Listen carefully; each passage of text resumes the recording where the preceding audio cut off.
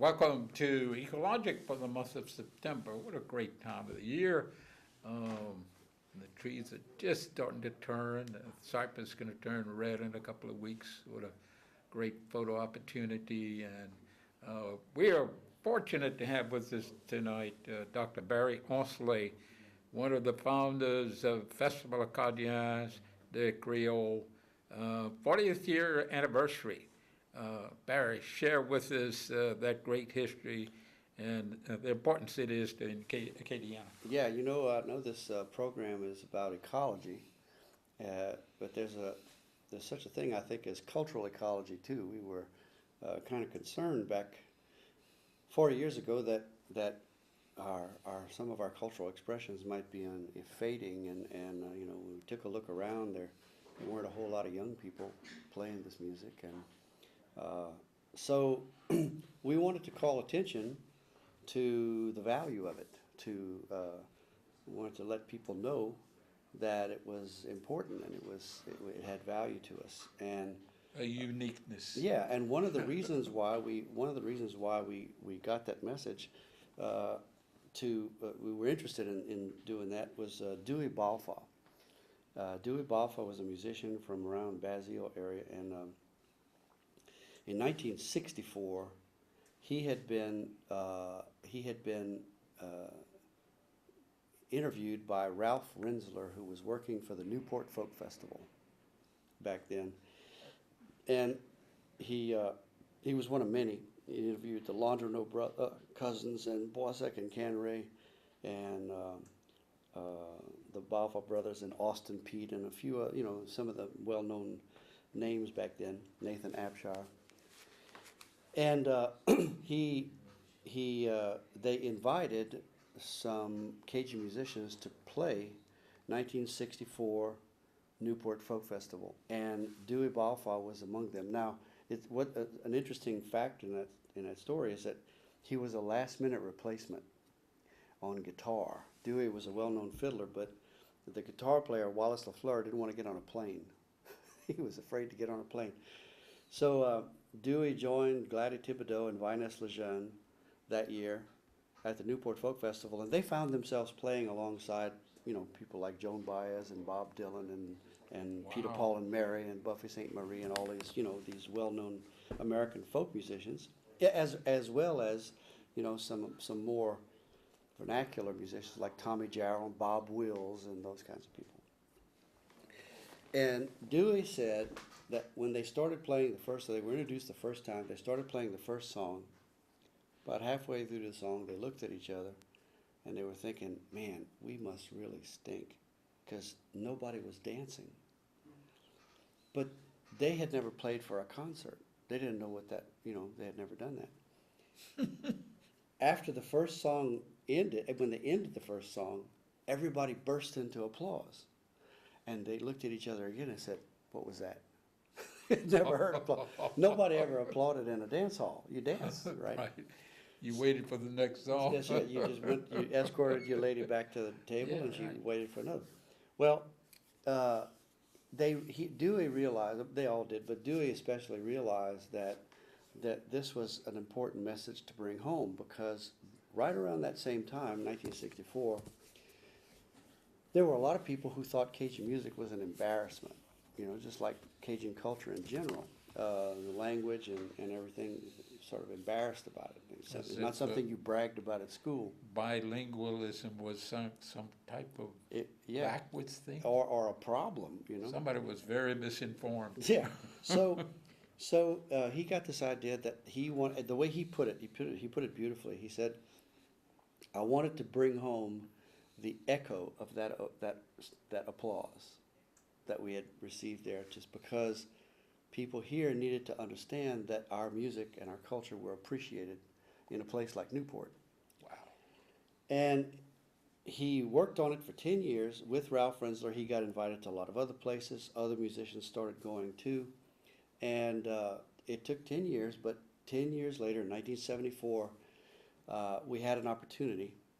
He had an opportunity because Codafil, which had been established in 1968, Codeville in 1974 was trying to figure out some kind of way to reach the grassroots, for popular support. And there was also a group of 150 French language journalists having some sort of convention in Lafayette. And we knew that they were going to be writing stories about what they encountered here, and we wanted them to write stories that would be positive. And so we wanted to, Jimmy DiMaggio decided he was going to, we talked him into having an event that was going to impress these journalists. But nobody knew what was going to happen. Nobody had ever done anything like this before here. No one had any idea what kind of public response? No, Would it be welcomed? Would it be even attended? Yeah, because let me tell you what, just to give you an example, a guy named Burton Grindstaff, who wrote for the Daily World in Opelousas at the time, had written an editorial in 1964 or 65 saying that Cajun music was, there's no such thing as talent among Cajun music. And he says, it sounds like cats fighting under the porch, and what an embarrassment it would be if Cajun musicians, if we were represented by Cajun musicians at Newport, and there was a segment of the society that really felt that way. So we didn't know what kind of response we were going to get. We put together this concert in Blackham Coliseum, and to be honest, we hitched it to the popularity of Jimmy C. Newman's La Chapala Patat at the time, in 1974. And this was March 26th, 1974 in Blackham Coliseum. It rained cats and dogs all afternoon. There was 1.5 feet of water on Johnson Street. You've seen that before. Oh, sure. We didn't even know if the musicians were going to show up. Nobody was getting paid. I mean, people like Clifton Chenier and Dewey Balfa and all kinds of really, well-known within the genre. These musicians were coming for absolutely free because they felt like it was an important statement to make. I felt like we were going to be okay when I saw Boissac Ardouin and Cannery Fontenot show up holding their instruments as high as they could with their pants rolled up above their knees, holding their shoes in the other hand. Determination. Yeah, I said we might be okay. And sure enough, that night, the crowd was estimated at about 12,000 people, which was above fire code. But it turned out to be a moment. We apparently put our finger on the nerve. An important point to be made here is that, and you mentioned it earlier maybe, that in Canada the political leaders strongly supported those type of efforts, and it was just, people concerned about our culture and our history and preserving it. And the that language. made this happen. The language is a big part. And the language, and that fight in the Canadian context, that fight was led by politicians. But here in Louisiana, Led by volunteers. It was led by cultural activists and musicians and volunteers. And I was involved in the production of that first festival, and I was all of 23 years old. I was 23 years old. And, you told your age, Barry. Yeah, I know. And I in my wildest dreams, I hoped that it would be a success, but it even went way past my wildest dreams. So that was intended to be a one-time concert. And what happened was, it was so successful, we said, well, we got to do this again. So we did it again the next year. And then I guess they figured, oh, well. It was so large you had to move it outside. Both the first years in Black Coliseum. The third year, I guess somebody figured, well, we've made that statement. We're done, we move on. They weren't going to do one. I was at graduate school at Indiana University. I came back home that summer and I said, what did y'all, nobody did a festival? Are you nuts? We have all this momentum. Why would we lose this momentum? So we talked them into it, and we did a third one. We did it in October. First one was in March, second was in April. Now we moved to October, and that's when we moved outside to Girard Park by the lake. Yeah, There's an amphitheater by the lake. And the fourth year, we moved to the other side of the park where we still are now. And this is going to be our 40th anniversary. Now, and then you all have one stage, then you move to 2 stages, and now we have three stages. Now we have 4 stages, and it's been growing largely due to the And it's efforts. still a free festival, It's still free. and, Still and free that's and- remarkable because, we always wanted it to be a self-celebration, and we felt like people shouldn't have to pay to celebrate their own culture. how wonderful. That is wonderful. The other parts of the country, these things are expensive to go to. Yeah, well, we always felt like they should be free and open to the public, and largely due to the heroic efforts of Pat Mold, who a few years ago undertook to to stabilize the financing by finding sponsorships and fundraising. We are good to go for the foreseeable future. So And here's another the thing. community as well as the artists, the players and all. Yes, absolutely. Here's another thing that's I think remarkable. It is that 40 years later, we have so many excellent musicians and so many excellent groups that it's really hard to fit them all into the weekend. Even with 4 stages, even with expanding to Friday night, it's very. I mean, this culture has produced so many excellent musicians, and many of them now are young. They're vibrant, and it's exciting to hear what they're doing. But I tell you, what's even more exciting? I mean, you could fairly see where one might be able to pull that off, to encourage young musicians to play this stuff. The more unpredictable, uncontrollable side of this is to look out in the crowd and all the young people who still love to hear it, the consumers. Sure. You can't Yeah, control yeah. that. And, from the Sierra Club, and Teresa Keenan has been a part of it, I guess, the last 10 or 12 years. We have a booth, and so we're meeting a lot of these people all day long, and they're from all over the country. They're all from here, too. They're from Carriacou, and they're from Abbeville, and they're from Baton Rouge and New Orleans. And, and they're here to celebrate the Cajun culture and the Cajun music and the Cajun food. You got, vendors come, and Yeah, and we've learned you can get boudin there. And we've learned to be proud of what we have, and I think it was rightfully so. And it's something that is born right here in Lafayette, and just it's commendable that the bands and all come and with great enthusiasm. And some of these guys are prominent nationwide, and they still find time to be here. That's an interesting point, Harold. We have bands that regularly tour the country and the world, and they still feel like it's important to play this. A lot of musicians have described it as homecoming game. Their homecoming game. Wow. It's where you get together not only with the crowds, but with the other musicians that they know, and they don't get to see them very often. And this weekend they get to intermingle backstage and renew ties, and a lot of the musicians understand that this is an opportunity to make a statement about what's going on, what's the most current vibe in Cajun music and Creole music in Zydeco. And you might share with us the particulars of this 40th anniversary, some of the special items that may come into it because of this 40th anniversary. Yeah, The where and when does it start? Does it start?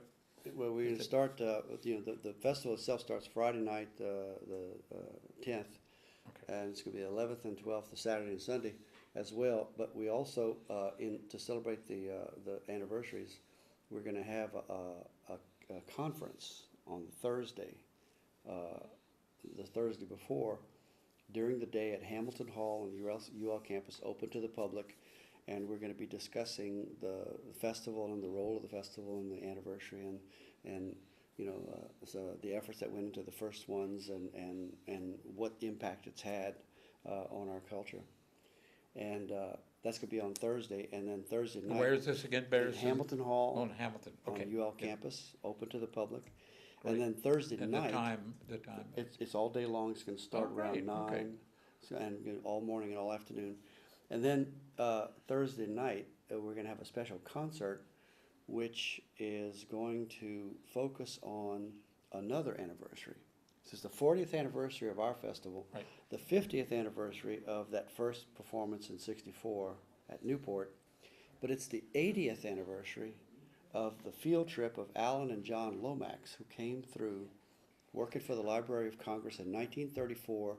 They came through South Louisiana. They recorded a bunch of musicians and singers and put all that stuff in the Library of Congress American Folklife Center.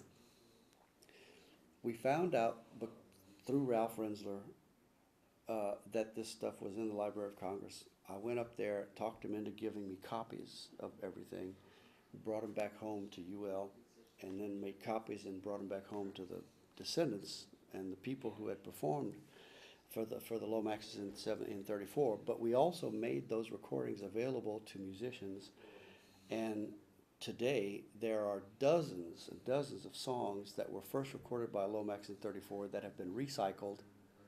Talk about cultural ecology. They've been recycled and they're being played today by young musicians, and they're very popular. And people think they're brand new songs. In fact, they're brand new old songs. We have a new CD out that features some of the original '34 recordings, and side by side with some of the live recordings by young people today at festivals like Gardien of their versions of those old songs. That's fantastic. Does the name Pee Wee Lyons ring a bell with Pee you? Wee Lyons, no. He was an alligator hunter, in the 50s, and quite a rugged guy. Had 17 children, but he also had a little French Cajun band, and somehow he got on the Ed Sullivan Show Really? on national TV. I think he was 57 or 58, and that was the first time on national television French Cajun music was played. And that's all he knew was French Cajun music. He was quite a character. But he hunted alligators and had a French band around Abbeville, Kaplan, Gaydon. Lawrence Walker had performed early on too at a national folk festival. I don't remember exactly the year, but there had been a few forays out there. Doug Kershaw had performed on Ed Sullivan as well. So there had been a few forays out there. You'll have speakers at this Thursday event? Yeah, That would yeah, be, I think, We have somebody coming from the Library of that's Congress. the 9th. The 9th. We have somebody coming from the Library of Congress. We have somebody coming from the Lomax Archive. We have somebody coming from Tulane University. And Nick Spitzer is going to be here to give a keynote address. It's going to be, and my old partner in crime, the guy with whom I produced the very first festival, Keith Cravey, is going to be here. He was working for La Louisiane Records. Funny story about that. Carol Rashu, who owned La Louisiane Records, was a good friend of Jimmy DiMaggio's, and he was going to help Were provide. they out of Ville Platte? No, that was Floyd. Floyd, Yeah, okay. Carol was here in Lafayette Yes. on Stevenson Street. Oh, yes, okay. And so he was going to be providing the sound system and some of the contacts, and he was helping us out. And so he sends Keith Cravey to my office at the Coterfield building. And he says, I'd never seen him before. He comes in, he sticks his head in the door. He says, Carol Rashu says, I'm supposed to come and help you do something. So I said, oh, yeah, look. And I was all hot, I was all passionate about it. Started giving him all the philosophy and everything. And he listened politely for a little while. And after a few minutes, he said, this is nuts. And he left. About 20 minutes later, he comes back and he says, Carol Rashu says that even if I think it's nuts, we got to do it anyway. So, okay, let's get down. He got a piece of paper and he started writing down. And he was the one who really knew the technical side of stuff. And he and I just started putting this thing together. And we had an advisory committee that Jimmy had named, Paul Tate. So he was involved in blending voice and music, and so that Yeah, and one doesn't overcome the other, amplification Yes, and staging yeah, and right, all yeah. that, which is quite a science by itself. It's Especially when you're going out to, out into the open air. and especially when you're flying by the city of Pansnet doing something you'd never done before, which is, and so we had an advisory committee that included Mark Savoy and Revan Reed and Paul Tate and Catherine Blanchette, Pat Rickles, a few people, some people who knew Gosh, something. yeah. And so we were piecing together Dr. what Pat we knew. Rickles held the forums, I guess, in the I don't know if those forums are still being held, just No. I think- open forums. Oh, yeah, oh, yeah, yeah. I wonder if they're still The being honors held. forums, yeah. Honors Mhm. forum, right, yeah. Where you could talk about anything or any Mhm. issue, and, I appeared before that several times and Yeah. dragged Dr. Rickles to the swamp and the marsh, and, she was constantly very inquisitive about, the environment and the waters and so forth. Well, speaking of the environment, if we can switch gears just a little bit, this festival now takes place every year in Girard Park, and we started noticing that, we'd go pick up after the festival, and ooh, the grass was trampled, and we were leaving a muddy footprint out there. So we started thinking we ought to do something about this. We're in a stable financial situation, and we're a 501c3, which means that we're expected Contributors, yeah. we're expected to contribute back into the community. So Pat Mold and I started thinking, and Lindsay and Andre as well. We started thinking, what could we do? Well, let's start by taking care of the park. And we started, we provided some mulching, and one of the things that we're trying to do it the right way. We're trying to do we try to do things that really need to be done and ought to be done, and maybe aren't being done because there's not enough funding. So we're meeting with the city officials, we're meeting with the park officials, and we're trying to figure out what could we do. We don't step on anybody's toes. What could we do that would matter? And one of the things that we really feel like we need to do is maybe replant some trees, and this is where you came in. I mentioned Yeah, this to you. I we think always at looking Tikuru. for Eagle projects for our scouts, and I think I mentioned this to Yeah. you in a restaurant Yes, one day, and right. next thing you know, we're off and running. and Be and- careful what you say to Harold Scheffler if you Right. see him out there, because he'll go this with is a it. fun project, Stuart McFadden, one of the scouts, has life now, looking real hard for an Eagle project, which is often difficult to focus on something that's doable, that's worthwhile, that's is a public, improvement, and it can't be for any for-profit organization, anything like that. And But this some of seems the like ideas that Barry has come up with is, all these visitors from Minnesota and Michigan have never seen a grapefruit on a tree. And it's a plant citrus, that we take so much for granted, but wow. We saw in a little community in St. Bernard Parish, and this is amazing. The community was racked by the hurricane, and it has real pretty boulevards all through town, and they're wide, they're about 50 feet, and they had azaleas and camellias and other plants, which were all wiped out totally by the hurricane flood tide. But the citrus trees, they know to survive. Yeah. So they ripped up all the azaleas and camellias, they were dead anyway, and replanted with citrus. Now the community is just beautiful with these citrus Beautiful trees. and productive. And productive. And productive. And people Well, we started realize they thinking- don't have to, there's no need to be greedy. You take what you need, and as long as it's hanging on the tree, it's good, and it'll be there for 4 or 5 months. And we started thinking, what a better thing to do if you're gonna replant? Why not replant native? Absolutely, natively. wow. And something that And make it yeah. matter, make it fit, make it productive, make it useful, and make it beautiful at the same time. Yeah, absolutely. The citrus trees are great, the pear trees, that are quite productive at this time of the year. And you gotta think of, all the things that, would be, I guess, new to someone from another part of the country. You might redefine, walk in the park if you could pick a satsuma Yeah, along a the couple way. oranges, sure. And we bring, at our booth, we'll bring a bowl of satsumas. And this time of year, they look kind of green, but they're quite, they get sweeter as they get, as it gets colder, but they're still quite edible right now. And people from other parts of the country are just amazed, wow, what are they, and is that an orange? Well, no, it's not quite, it's a Cajun orange, So. Now, you were telling me before we started the show that some of the work of earlier Eagle Scout projects have already had an impact on the park. We have absolutely, in '85, an Eagle Scout inventoried the trees and invariably gave a report of what we found. Trees were being washed into the coulee because of erosion. the lake was getting much larger because we had the original aerial pictures, and we got later aerial pictures, and we see the lake double in size. Well, this lake was gonna gobble up the park. It was erosion.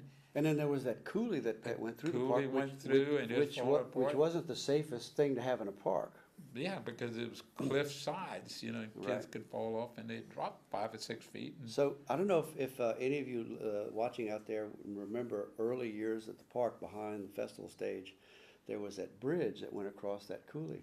Now, and it became one of the iconic images of people coming across that big bridge to come to the festival.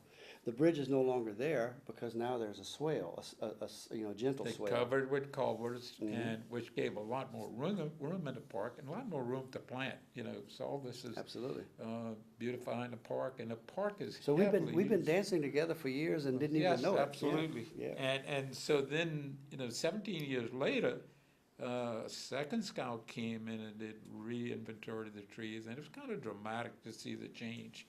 And there were 550 trees in '85, and in '02, when we did it 17 years later, there was maybe 2 more trees more, but the species had changed drastically. We had lost nearly all the water oaks, which was about 40% of the trees.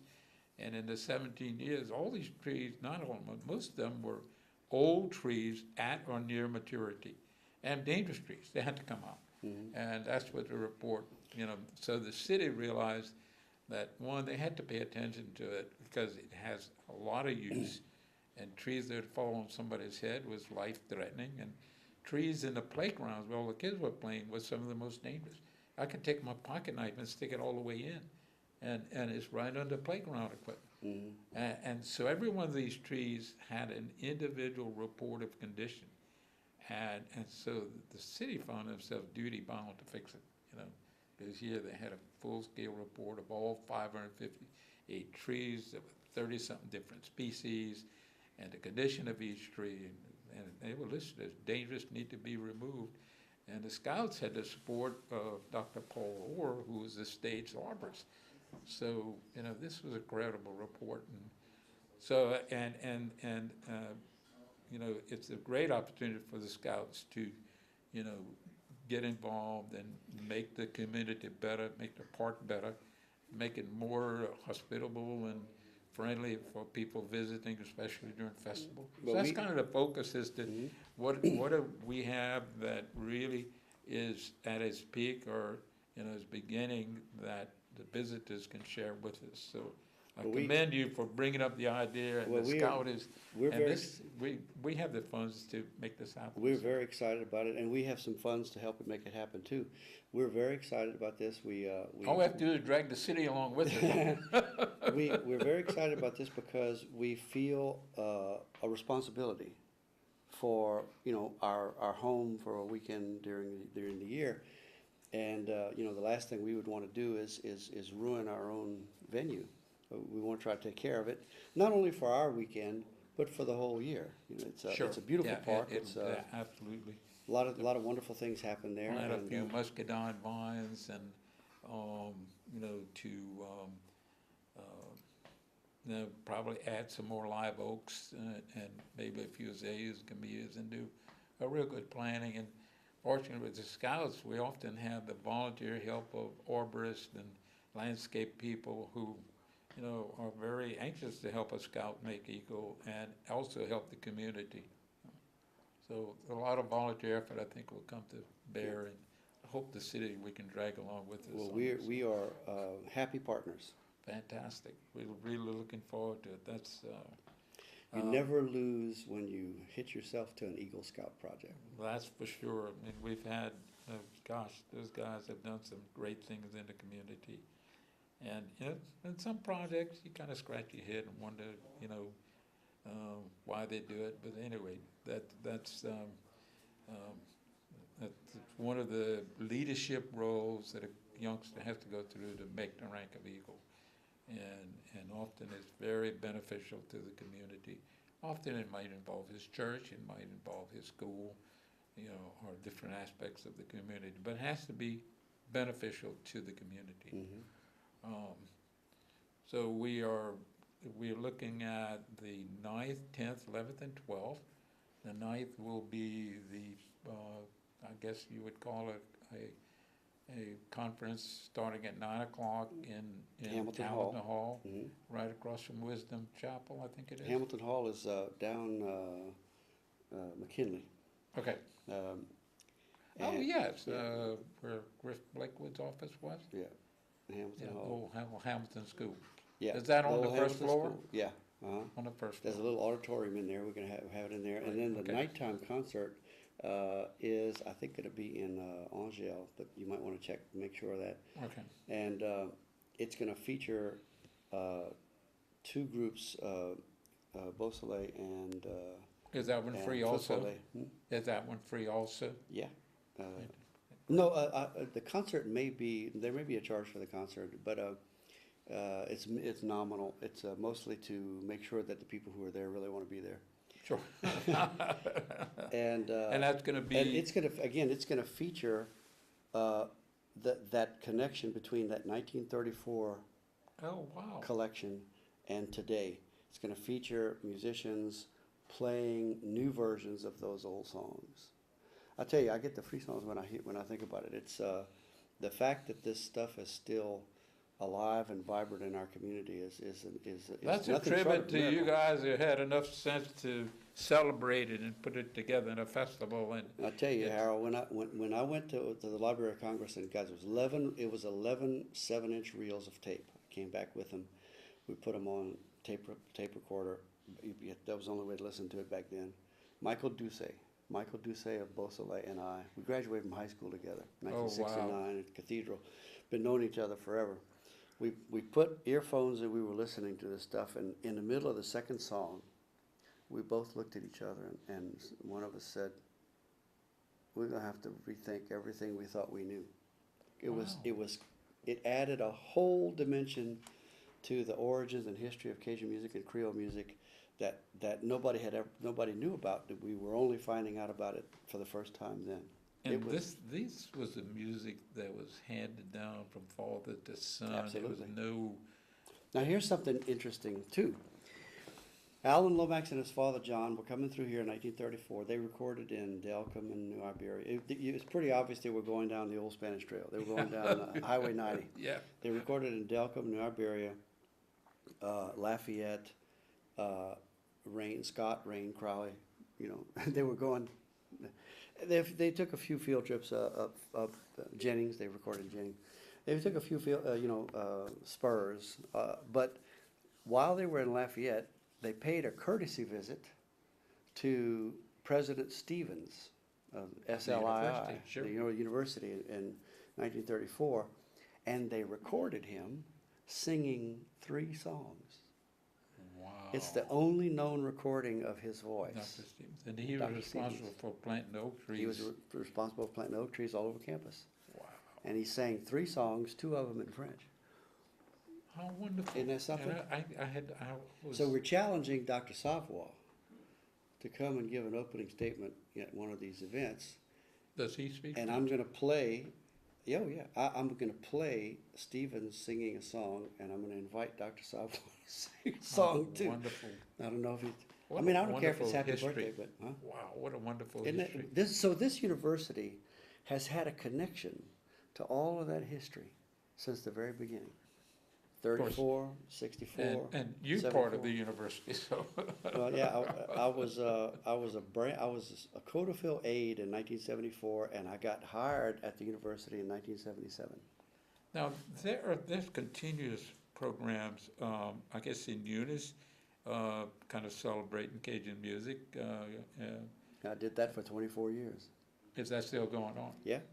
Well, share with us what's the timing on that. I and so retired forth. from that. I think it started in the mid-'80s. It was And part- that's through the university radio station. It was, KRVS carries it. Yeah. It was launched by the City of Eunice and the National Park Service. They were. That's an extension of the John Lafitte. Yeah, Park. the Jean Lafitte Park. They I had built, celebrated the cultural aspect. they had built that Acadian Culture Center right next to the Liberty Theater, and they wanted to do some programming, some live programming, and so we came up with this idea to do a radio show every Saturday night from 6 to 7:30. And did people it come, for they 24 come to, years. they actually in a situation where it's a dance hall event. and- No, it's a theater.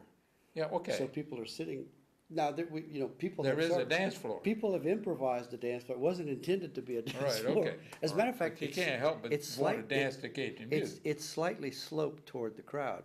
So Okay. I used to tell the people in the front row, you may have more fun than you thought you were gonna have tonight. Somebody might fall in your lap. But, yeah, people have improvised the dance floor, but primarily it's a sitting audience, and we were trying to do the same thing. We were trying to get people to pay attention to the beauty and the value of their music. Because I must have a strong listening audience, because I hear people talk about it often, and it is, I guess And you it's have the carried- it's various. carried on it's all- LC. Yeah, and the various bands come, do they play free for this event? No, they're paid. They're paid, Mhm. right, wow, Yeah. okay. Is that through the National Park Service? It's coordinated through the National Park Service and the City of Eunice. Wow, that is great, because that's a continuous celebration of Cajun and I guess Zydeco Yeah, music. every week, every Saturday And night. of course, Eunice is kind of a, I finally retired from that because my wife wanted a few Saturday nights with me. wow. And I really need to be getting going because it's our anniversary, 35 years of marriage. How wonderful, Talking about ecology, how wonderful, wow, all right. You know. yeah, So 35 feel years of free to marriage. sneak out, we have some issues that we can cover beyond if you know, You could be okay. oh, sure, absolutely, so, But listen, I want to repeat, we're very excited about this Eagle Scout project. We're very excited about the park. We hope people will come out and celebrate their culture and, find out more about this project. and let's kind of repeat this year's 40th anniversary. It's 40th Festival starts, It's our 40th Thursday. anniversary. Yeah, it's our 40th anniversary. It's the 50th anniversary of the appearance at Newport that inspired our festival. And it's the 80th anniversary of the Lomax Fuel recordings that inspired both of those. Wow, All connected, and it's 9th, 10th, 11th, and 12th. The evening of the 10th, Friday night, we're gonna be in the park, all day Saturday and Sunday, the 11th and 12th. And then on the 8th, exceptionally, we're having a conference and a concert, special concert and a conference to celebrate the 40th anniversary right, super. and all these Fantastic. connections. A lot of moving parts this year, but I've never been so excited. I've And been of doing course, this the weather's festival. gonna be real good for this. I hope so. I've been doing this It's that festival time for of the 40, all year. It 40 should be. years. Should be our driest time of the year. I've been doing this festival all 40 years, and this one it has excited me all over again. Really has. Because they're really gonna delve into the history, and I guess those original 1934 recordings are being used to learn about, to be creative and Yeah. and redo these old songs and, By the way, just an interesting fact about that: Lomax and his father were driving around with a 350-pound aluminum disc engraver in the trunk of their car. This wasn't one of these little iPhone, thing. It was. I was talking to Lomax about it, and who I had the honor to meet. He was 18 years old when he was here with his dad. 18 years old. He was still very much like. We have a photograph of him at the festival. He came to see what his work Wow. had produced. Is he still living now? No, he's He passed away now. By the way, I should mention, there is an arts exhibit in the Hayes Townhouse this year. You know, the Yes. old, right next to the art museum, of visual art that was generated by the festival over the 40 years. And one of the photographs that you can see is somebody playing at the festival, big crowd, and Alan Lomax is standing in the crowd, How neat. enjoying the fruit of his Yes, vision. right. And what it did, I guess, is preserve that history for younger generations to listen to copy, to learn from. He and his dad said in 1934, when they would do those recordings, they would do a little tagline at the end and say something to the effect of, "We're doing these recordings for the Library of Congress so that this music will be available to future generations in perpetuity." They were afraid it was gonna die. And it worked. Yeah, they were afraid that he was gonna pass away. And it died. worked. It worked. Probably, It was a very visionary thing. fantastic. And by the way, you know, those of you who are watching, you might want to check that out. It's at the Hayes Townhouse on Gerard Park Drive and St. Mary Street, and it's got hundreds of photographs and some of the old posters, the history of the posters and the backdrops that we had, and the pins and some of the original artwork. The original artwork, you know, was produced by people like George Rodrigue and Francis Pavey and Elmore Morgan. And, Wow, you know. people And who became world famous Yeah, for and- their art. Listen, I wish I could claim that there was some design to that, but we were just calling people we knew. We'd say, we need an image. Those were all folks that were very strong in supporting public Oh, efforts absolutely. that So, would but preserve we the would be history. sitting around a table and say, okay, look, we need to produce a poster. Call Francis Pavey, call Elmore Morgan, call so-and-so.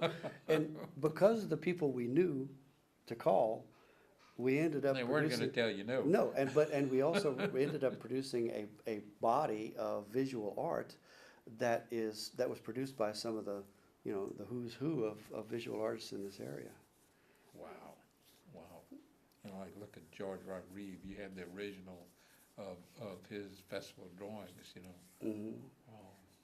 His, God, what an ambassador for the Cajun country. Yeah, and any, Because any his number of them. initial art was all the live oak trees and Cajun folklore, Yeah, including the music. His Jolie Blonde was tied right to the, I guess, one of What the an interesting old concept. favorites. Yes, what an interesting concept, the oak trees and what could have happened underneath. right. You know? It's beautiful. Well, what a wonderful event coming to Lafayette, and I'd like to again say it's because of volunteers and not, you know, political, you know, leaders that this happened. People who were volunteers dedicated to And let the me tell you, history and preserving it and enjoying it and, you know, sharing it with the Yeah. rest of the country. Well, let me And that's tell the you- important thing, and- is the sharing with the rest of the country. and this is still on a voluntary basis, you know, not one of us makes a penny off the festival. We never accepted a penny from the festival. We feel like, you know, we generate money to put back into it. We really look forward to working with you, and the Scouts are looking forward to working with you and Patrick Mold and come out with some improvements that by next year, we'll get them planted in, you know, in the winter. Sounds So great. next year, people will be looking at fruit trees and so forth. Very excited about it. And when we meet with the city, I'll be happy to be there. And if we have to do any arm wrestling, we'll do that too. Oh, they've been, you know, the city has worked a lot with the Scouts in those different things, and they've been, sometimes, you know, we had tree planting programs, and they would never give us permission to plant the trees. So we decided if they couldn't get us permission to plant the trees on public lands throughout the town, they certainly couldn't make the decision to cut them down. So, you know, just as bandits in the night, we planted trees all over town, now they're big trees. And we noticed that mulching them and they're taking care of them. So Modern day Johnny Appleseed. that's right, that's Yeah, right. there you go. In the black of the night, we'll plant the trees. So. Well, I'm going to run. All right, thank you, Dr. And, Onsley. Thank Harold, you're one of And my we commend heroes. you, and You're one of my you're one of heroes. mine, because you're a very important part of saving this Cajun culture, its music, and sharing it with the rest of the country, and giving us some pride in it. I want people that we like. So Well, there was a picture taken you. last year's festival with my two of my granddaughters. And really, you know, that explains a lot of why I was doing it. I was trying to pass it on to the next generation. fantastic. You know. So, Thank Okay. y'all, and thank you all for watching. Dr. Onsley, yes, sir. Yes, sir. All right. Appreciate it. Thanks again. Yes, sir. See you. All right, we have a couple more items to cover. What a fantastic program. The Festival of Cardiac coming up, the 9th, 10th, 11th, and 12th. I think there's 4 stages playing in Gerard Park. And we'll be, there's a special all-day event Thursday that will be speakers and so forth celebrating this 40th anniversary. And so we're proud to have had Dr. Onsley here. He is striking out to celebrate his anniversary today. I think they've been married 34 years or 32 years. So and have 5 children. How wonderful. So a couple of things that are coming up that's real important to the area. We worked on building a bike trail. Sierra Club and Scouts convinced the Chafly Levee Board and the St. Mary Parish Levee Board that we need to have a bike trail from Henderson Boat Landing, I think it's officially called the Bayou Army Boat Landing, that will go all the way to the Bayou Teche at Highway 90. It's 55 miles. Department of the Louisiana Department of Natural Resources, the Chafly Basin Program is preparing the maps and brochures. The city of Henderson is having a Chafly Days on the 4th. That's Saturday, I think next Saturday. And at that, they'll officially kick off and set up the beginning of the bike trail. It's doable now. It is called the Chafly Basin Wilderness Bike Trail. It has spots that you can do wilderness camping. They envision there'll be overlooks where you can watch the sunset on Lake Foss Point, and there'll be designated spots where the bird flyways are, where you'll be able to sit on the levee in the late afternoon and early morning, watch the various flights of birds flying from the rice fields back into the swamp to their rookeries.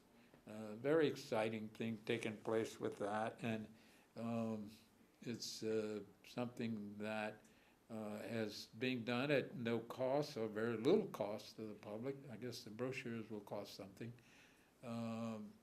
Mayor Sherman Collette with the city of Henderson has been a big help in making this happen, as well as a lot of other folks. The Basin program has been very helpful. The Corps of Engineers has appointed an individual to work with the Chafly Basin program, make sure it goes along. And we're fortunate that this section of levee doesn't have any cattle grazing leases, doesn't have any fences. It's 55 miles without a stop sign, and it's downhill all the way. The elevation of the levee starting at Henderson is 31 feet, and it drops to 24 feet where it intersects with the Bayou Teche along Highway 90. We have to commend the levee board for helping with this, and we have an Eagle project that will set up the milepost. And the parish of St. Martin and the parish of Iberia is funding the first 34 miles, and we hope in the parish of St. Mary will finish the rest of it. Then from the milepost, you'll be able to know where you can turn off to go to Catahoula, to go to the boat landings, or to get to a store at Butte LaRose. They have a campground and a store in that direction. And it goes to the state park. The state park, of course, has accommodations. It's 23 miles down the road. And then as you go on down, you'll get to Sandy Cove Boat Landing. And the landing is important because that's where you can leave a car in safety. Then you get on down to Lake Foss Point and Grand Avoli Cove. Grand Avoli Cove has a nice landing, and there'll be a primitive campsite there. As you go on down, you get to the Sharonton Historical Beach. You get to the area that the Chitimacha Indians considered their ancient, beaching area and fishing areas. And Sharonton is right off the path of a mile or two. And that's a place where you can acquire groceries and so forth. And you're not far from Franklin. We have hotels and motels if you need them, as well as restaurants. As you go further down, you get into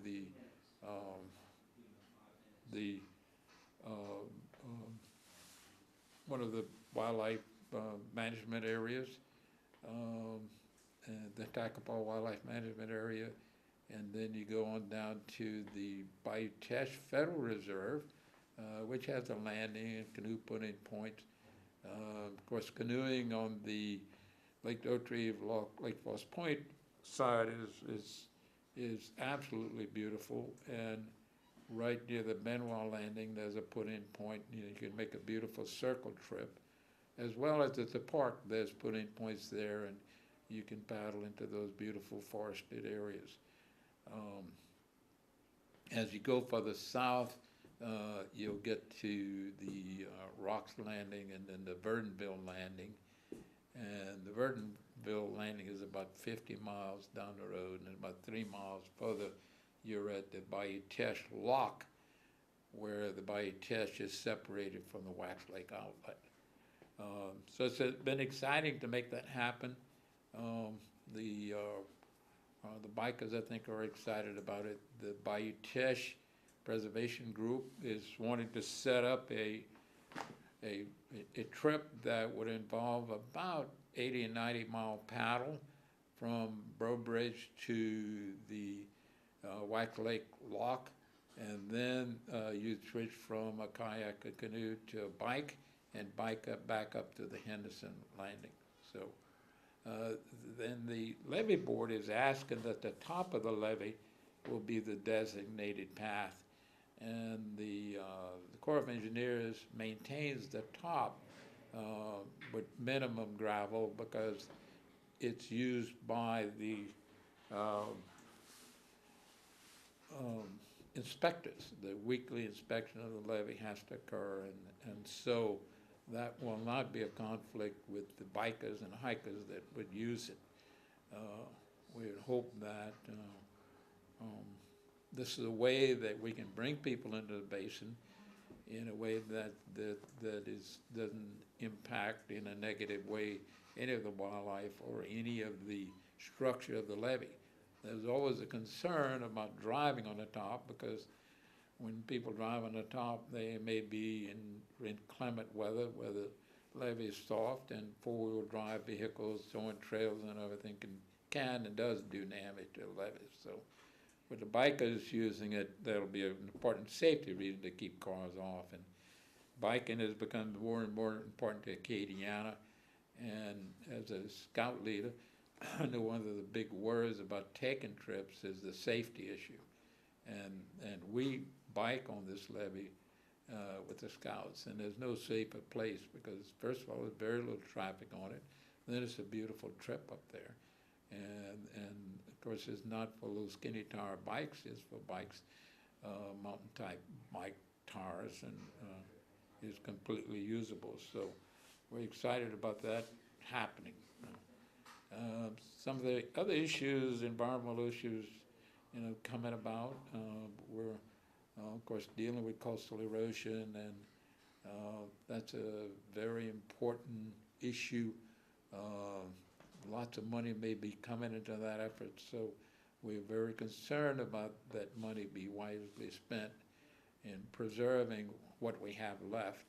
We're certainly facing a daunting task in dealing with this enormous loss of land. And when you think about it, the basis for most of the studies, the Gagliano study of '78, was the 1954 aerial pictures.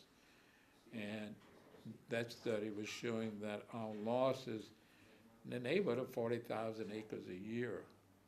And if you think about it, since 1954, we're dealing with 60 years at 40,000 acres a year. That's about 2.5 million acres that we've lost to open water. And it's not, we're not losing it to conversion as wetlands are in Nebraska and Illinois and those places. Wetlands are converted to cornfields and soybean fields, and that's not the case here. The conversion is to open water, and we lose that land. We lose in all the input it has into the marine ecosystem. Healthy forests will produce about 2 tons of biomass a year. Agricultural fields about 0.5 ton. But the healthy coastal marsh produces about 10 to 12 tons of biomass per year. Those aren't my numbers. Those are numbers of hydrologists who spent time with us years ago and gave us a lot of information about the importance of these wetlands. And how their contribution to the marine ecosystem yields the highest production of oysters of any state in the country. That's Louisiana. The highest production of blue crab is Louisiana. And we certainly rank real high in shrimping. And that's because the marshes, 6 million acres, are a major contributor to the health and well-being of those estuarine species. I have to thank Dr. Barry Onsley again for coming and sharing with us the 40-year history anniversary of Festival Cajun de Creole. That will be the 9th, 10th, 11th, and 12th, mostly at the Girard Park. 4 stages going on. It's free. There are a lot of other, there's Cajun food, boudin, all kinds of cracklings and Cajun food, as well as art displays and so forth. And it's an opportunity to meet people from all over the country who come and share with us the history of the Cajun music and the Cajun people. Something we can really be proud of and thankful. Right, thank you all for watching. Appreciate it. Four, three, two, 1. That's it.